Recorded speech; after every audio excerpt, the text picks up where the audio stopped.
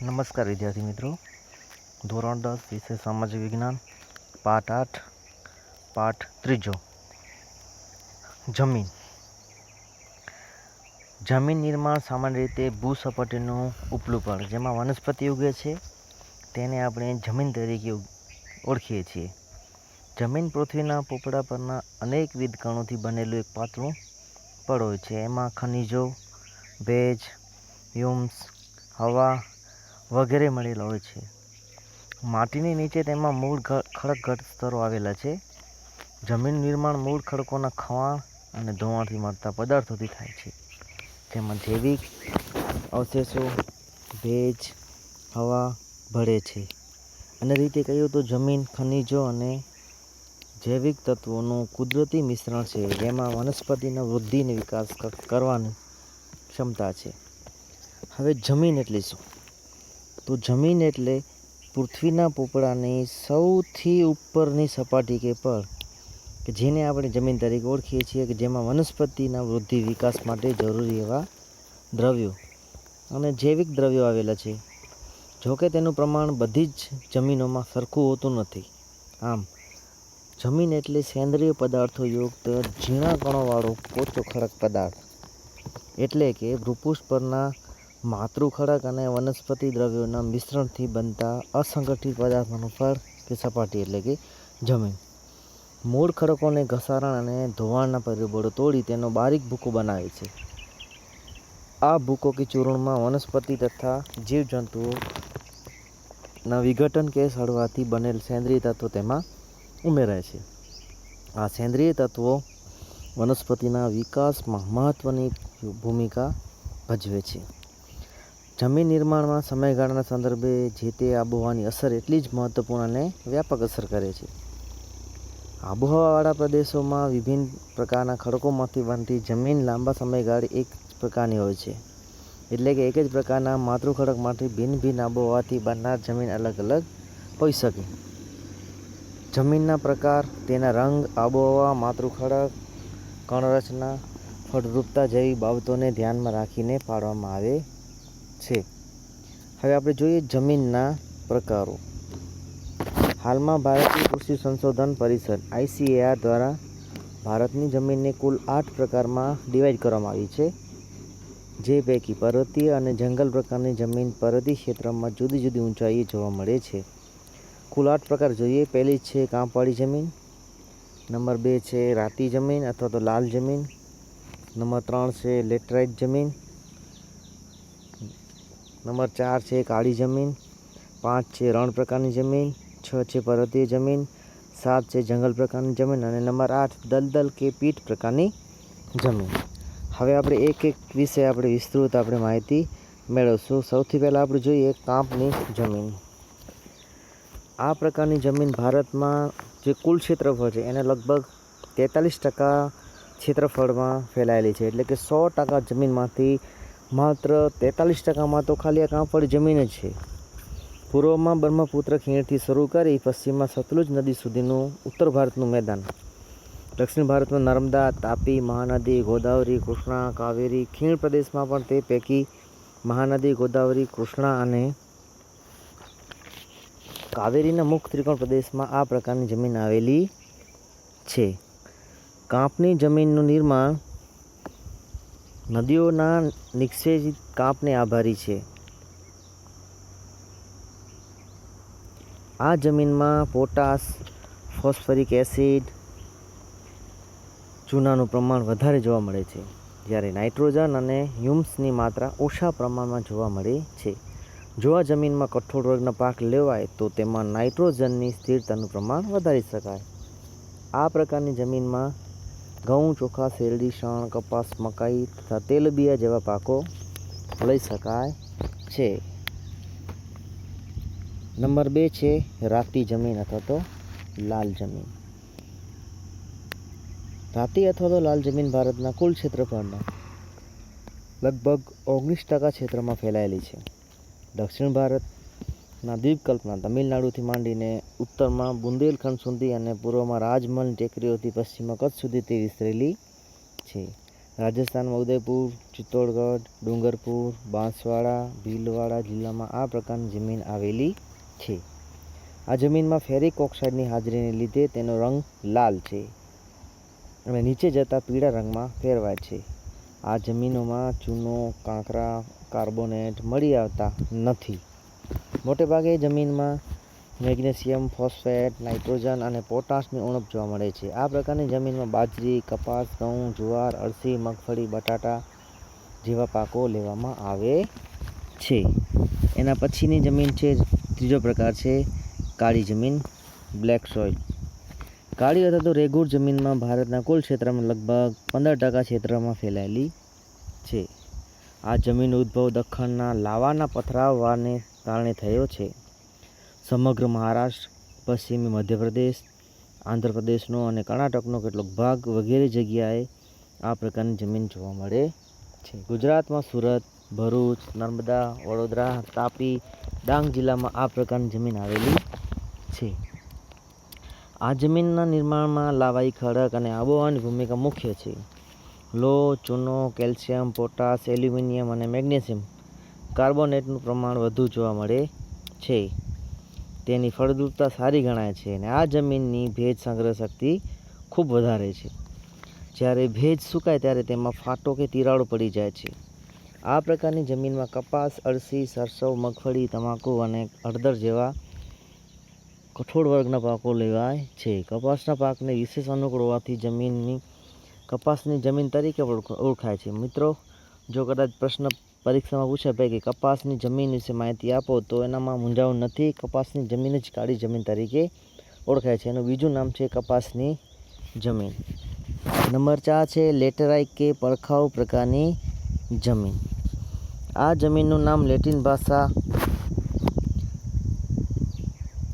શબ્દ લેટર એટલે કે ઈંટ પરથી પડ્યું છે. તેનો લાલ રંગ લો ઓક્સાઇડને કારણે છે. આ જમીન ભીની થાય ત્યારે માખણ જેવી, મુલાયમ અને સુકાય ત્યારે સખત બની જાય છે. સૂકી અને ભેજવાળી આબોહવાના પરિવર્તનથી અને સિલિકામય પદાર્થોના નિવારણથી તેનું નિર્માણ થયેલું છે. ભારતીય દ્વીપકલ્પીય પ્રદેશોના ઊંચાણવાળા ભાગોમાં વિકસિત થયેલી જોવા મળે છે. આ પ્રકારની જમીનમાં મુખ્યત્વે લોહ તત્વ, પોટાશ, એલ્યુમિનિયમનું પ્રમાણ વધુ છે. આ જમીન ઓછી ફળદ્રુપ છે, પણ તેમાં ખાતર નાખવાથી કપાસ, ડાંગર, રાગી, શેરડી, ચા, કાજુ, કોફી જેવા પાકો લઈ શકાય છે.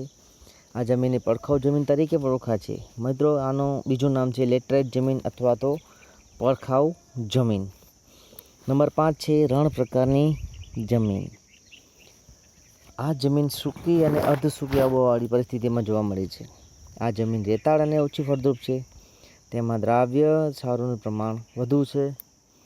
આ પ્રકારની જમીન રાજસ્થાન, હરિયાણા, દક્ષિણ પંજાબના કેટલાક વિસ્તારમાં જોવા મળે છે. ગુજરાતમાં આ પ્રકારની જમીન કચ્છ, ઉત્તર ગુજરાત અને સૌરાષ્ટ્રના કેટલાક વિસ્તારોમાં આવેલી છે. સિંચાઈની સુવિધાઓથી તેમાં બાજરી, જુવાર જેવા પાક લઈ શકાય છે. નંબર 6 છે પર્વતીય જમીન. આ જમીન હિમાલયની ખીણો અને ઢોળાવવાળા ક્ષેત્રમાં લગભગ 2700 મીટરથી 3000 મીટર સુધી ઊંચાઈ પર આવેલી છે. તેનું સ્તર પાતળું અને અપરિપક્વ છે.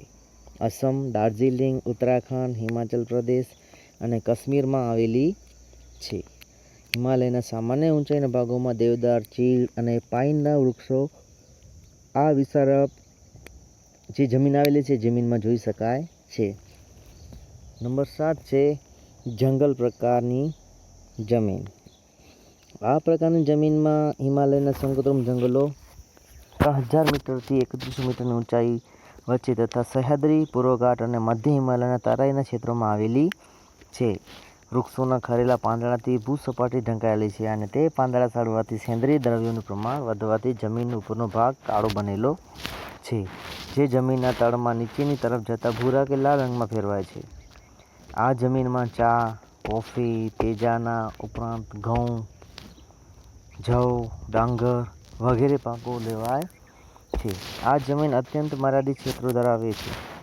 હવે નંબર 8 દલદલીય પ્રકારની કે પીટ પ્રકારની જમીન. આ જમીનની ભેજવાળા વિસ્તારમાં જૈવિક પદાર્થોના સંચયથી વિકસે છે.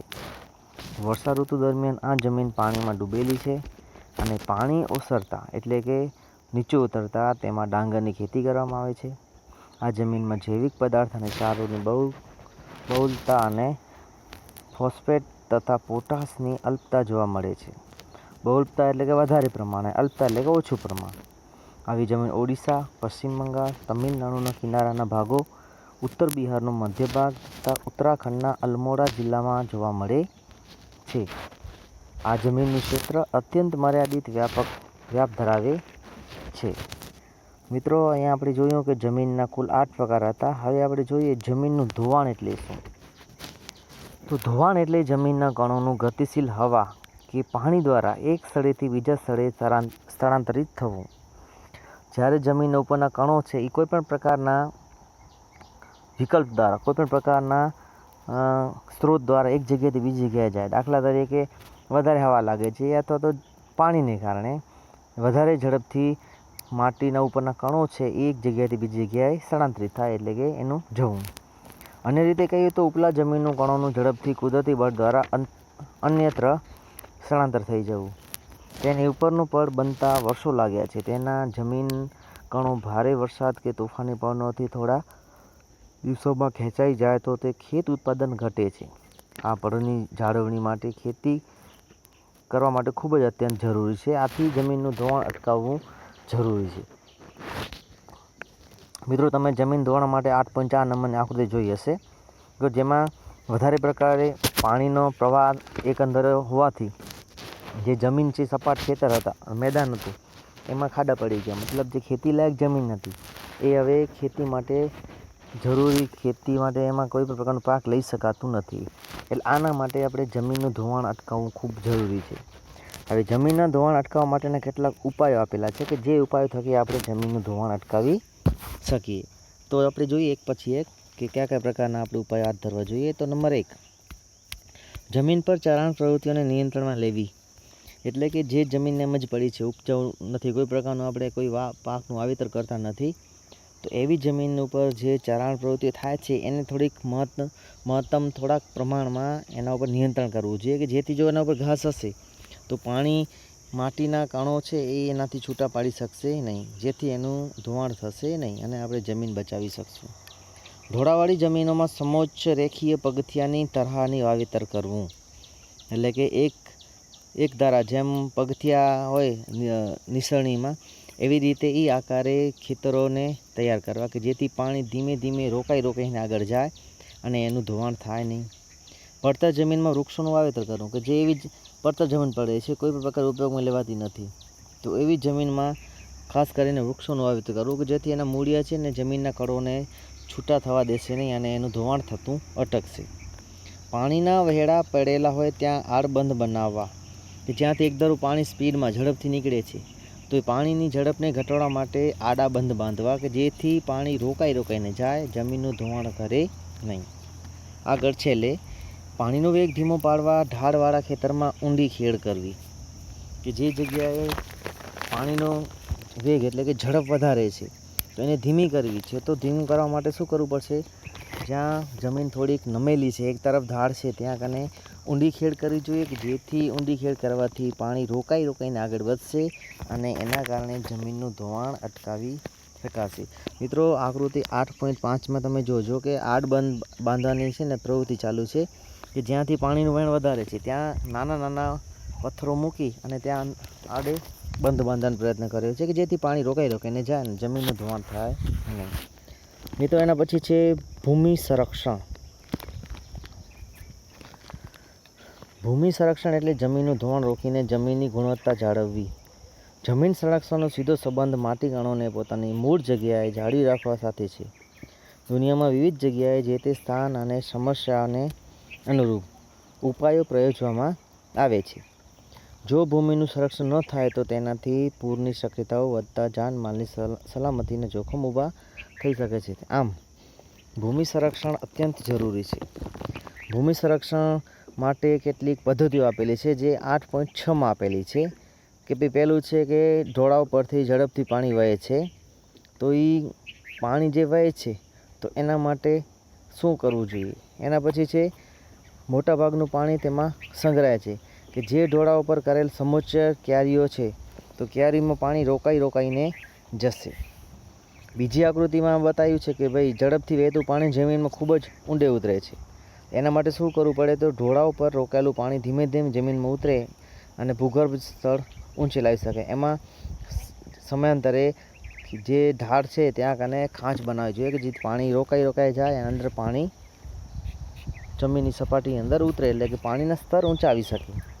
ભૂમિ સંરક્ષણ માટેના કેટલાક ઉપાયો આપેલા છે. આપણે ઉપાયો એક પછી એક જોતા જશો. જંગલોના આચ્છાદનને કારણે તેમાં મૂળ જમીન કણોને જકડી રાખે છે.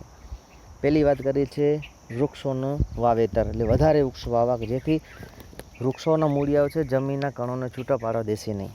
નંબર 2, નદીના કોતર અને પહાડી ઢોળાવો પર વૃક્ષારોપણ કરવું. જે પહેલો મુદ્દો છે એની સાથે જ જોડાયેલો છે કે જ્યાં નદીઓનું પ્રમાણ વધારે છે, જ્યાં કોતરો પડેલી છે તે જગ્યાએ વૃક્ષો વાવવા કે જેથી એના મૂળિયા એ આગળ પડતા જમીનનું ધોવાણ અટકાવશે. નંબર 3, રણની નજીકના ક્ષેત્રમાં વાતાવરણને રોકવા વૃક્ષોની હારમાળા ઉગાડવી. તે રણને આગળ વધતું અટકાવશે. જ્યારે રણમાં વધારે પ્રમાણમાં પવન ફૂંકાય છે તો એની સાથે એની રેતી છે ને એ પવન સાથે ધપી આગળ વધે છે કે જે જમીન કામની છે એના ઉપર પણ એ રેતી પથરાઈ જાય છે. પણ જો એ ન કરતાં આપણે એને અટકાવવું હશે તો એની રણ જ્યાં પૂરું થાય છે ત્યાંથી વૃક્ષોની હારમાળા ઊભી કરવી જોઈએ જેથી હવાની ગતિને અટકાવશે, રેતીને આગળ વધતા અટકાવશે જેથી રણ આગળ વધશે નહીં અને આપણે જમીનનો ઉપયોગ કરી શકશું. નદીઓના પૂરને અન્ય નદીઓમાં વાળીને કે સૂકી નદીઓમાં ભરી અંકુશમાં લેવી જોઈએ. આપણે જોઈએ છીએ કે આપણા ભારતમાં વારંવાર નદીઓમાં પૂર આવે છે, ખાસ કરીને ઉત્તર અને દક્ષિણ ભારતમાં. તો એના માટે એક જ ઉપાય છે કે ભાઈ જે નદીઓ પુષ્કળ પાણી આવે છે તો એ નદીઓના પાણીને અન્ય નદીમાં વાળવું અથવા તો એવી નદીમાં વાળીએ કે જે નદી સૂકી છે અથવા તો એકદમ પાણી હોતું નથી. આનાથી મહદ અંશે આપણે પૂરની પરિસ્થિતિ ઉપર કાબૂ મેળવી શકીશું. અનિયંત્રિત ચરાણથી પહાડોની જમીનનું સ્તર ઢીલું પડે છે જેથી તેને અટકાવવું. એ ક્યાંકની વાત કરી છે ચરાણ કરવા દેવું પણ કેવું તો નિયંત્રણમાં, કે અમુક નિયમો બનાવવા જોઈએ કે નિયમોને ધ્યાનમાં રાખી અને ચરાણની પ્રવૃત્તિને મંજૂરી આપવી જેથી આપણે જમીન સંરક્ષણના જે પ્રવૃત્તિ છે એને આપણે ખૂબ સારી રીતે આગળ વધાવી શકીએ. મિત્રો, આકૃતિ 8.7 અને 8.8માં તમે જોશો કે સીડીદાર ખેતરોનું નિર્માણ કરેલું છે, જ્યારે 8.8માં ક્ષિતિજ સમાંતર ખેડ કરેલી છે કે જેથી જમીન જે છે જે ધોવાણ થાય છે એ ઢાળ પ્રમાણે જમીનમાં પાણી છે ને રોકાઈને જશે એટલે આડી ખેડ કરવી જોઈએ. ક્ષિતિજ સમાંતર ખેડ સીડીદાર ખેતરો જેવી પદ્ધતિઓ અપનાવવી જોઈએ. અને છેલ્લે ફળદ્રુપતા ગુમાવી બેઠેલી જમીનમાં પુનઃ સેન્દ્રિય પદાર્થોનું ઉમેરણ કરવું જોઈએ કે જે જમીન વર્ષોથી આપણે ખેડીએ છીએ, કોઈપણ પ્રકારે હવે આપણે એમાં ઉપજ લઈ શકીએ એ પરિસ્થિતિ નથી, તો એમાં કેટલાક ખાસ પ્રકારના સેન્દ્રિય ખાતરોનો ઉપયોગ કરી અને આપણે એને ફરીથી ઉપયોગમાં લઈ શકીએ છીએ અને ફળદ્રુપતા આપણે મેળવી શકીએ છીએ. ઉપરોક્ત ઉપાયો કરવાથી જમીનનું સંરક્ષણ કરી શકાય છે. જમીનનું સંરક્ષણ આજની તાતી જરૂરિયાત છે. તેના સંરક્ષણ માટે સરકાર, સમાજ અને લોકો સહિયારો પ્રયાસ કરવા પડશે. મિત્રો, અહીંયા કને આપણે પાઠ 8 કુલ 3 વિભાગમાં પૂર્ણ કર્યો. હવે જે પ્રમાણે સ્વાધ્યાય મળે એ પ્રમાણે સ્વાધ્યાય આપણે પૂર્ણ કરવાનો રહેશે. અસ્તુ.